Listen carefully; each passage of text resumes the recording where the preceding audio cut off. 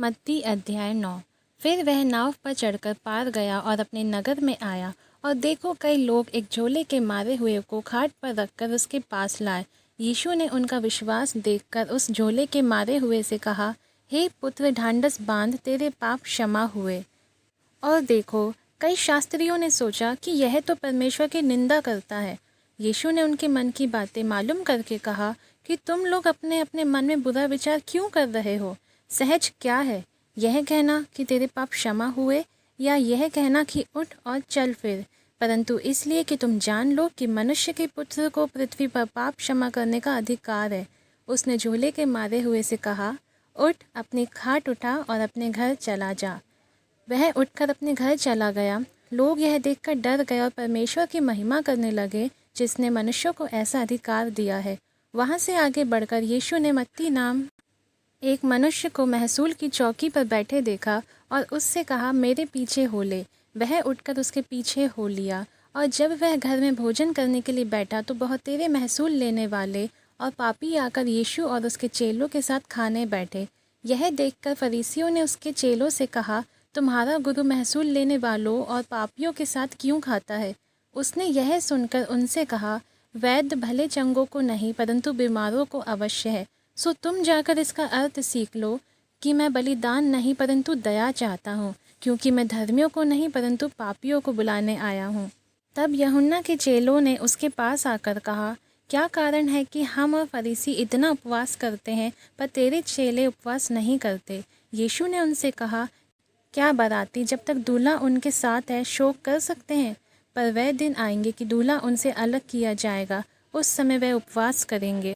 कोरे कपड़े का पैबंद पुराने पहरावन पर कोई नहीं लगाता, क्योंकि वह पैबंद पहरावन से और कुछ खींच लेता है और वह अधिक फट जाता है। और नया दाखरस पुरानी मशकों में नहीं भरते हैं, क्योंकि ऐसा करने से मशकें फट जाती हैं और दाखरस बह जाता है और मशकें नाश हो जाती हैं। परंतु नया दाखरस नई मशकों में भरते हैं और वह दोनों बची रहती हैं। वह उनसे ये बातें कह ही रहा था कि देखो एक सरदार ने आकर उसे प्रणाम किया और कहा, मेरी पुत्री अभी मरी है, परंतु चलकर अपना हाथ उस पर रख तो वह जीवित हो जाएगी। यीशु उठकर अपने चेलों समेत उसके पीछे हो लिया।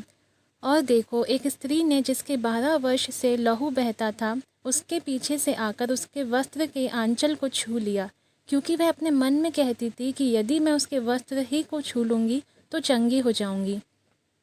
यीशु ने फिरकर उसे देखा और कहा, पुत्री, ढांढस बांध, तेरे विश्वास ने तुझे चंगा किया है। सो वह स्त्री उसी घड़ी चंगी हो गई। जब यीशु सरदार के घर में पहुंचा और बांसुरी बजाने वालों और भीड़ को हुल्लड़ मचाते देखा, तब कहा, हट जाओ, लड़की मरी नहीं पर सोती है। इस पर वह उसकी हंसी करने लगे। परंतु जब भीड़ निकाल दी गई तो उसने भीतर जाकर लड़की का हाथ पकड़ा और वह जी उठी, और इस बात की चर्चा उस सारे देश में फैल गई। जब यीशु वहाँ से आगे बढ़ा तो 2 अंधे उसके पीछे यह पुकारते हुए चले कि हे दाऊद की संतान, हम पर दया कर।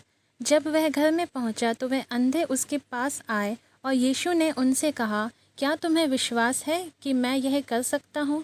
उन्होंने उससे कहा, हाँ प्रभु। तब उसने उनकी आंखें छूकर कहा, तुम्हारे विश्वास के अनुसार तुम्हारे लिए हो। और उनकी आंखें खुल गई और यीशु ने उन्हें चिताकर कहा, सावधान, कोई इस बात को ना जाने। पर उन्होंने निकलकर सारे देश में उसका यश फैला दिया। जब वह बाहर जा रहे थे तो देखो लोग एक गूंगे को जिसमें दुष्ट आत्मा थी उसके पास लाए, और जब दुष्ट आत्मा निकाल दी गई तो गूंगा बोलने लगा। और भीड़ ने अचंभा करके कहा कि इज़राइल में ऐसा कभी नहीं देखा गया। परंतु फरीसियों ने कहा, यह तो दुष्ट आत्माओं के सरदार की सहायता से दुष्ट आत्माओं को निकालता है।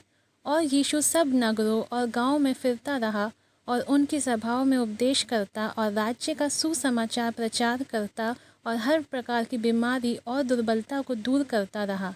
जब उसने भीड़ को देखा तो उसको लोगों पर तरस आया, क्योंकि वह उन भेड़ों की नाई जिनका कोई रखवाला ना हो, व्याकुल और भटके हुए से थे।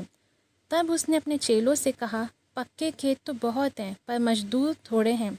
इसीलिए खेत के स्वामी से विनती करो कि वह अपने खेत काटने के लिए मजदूर भेज दे।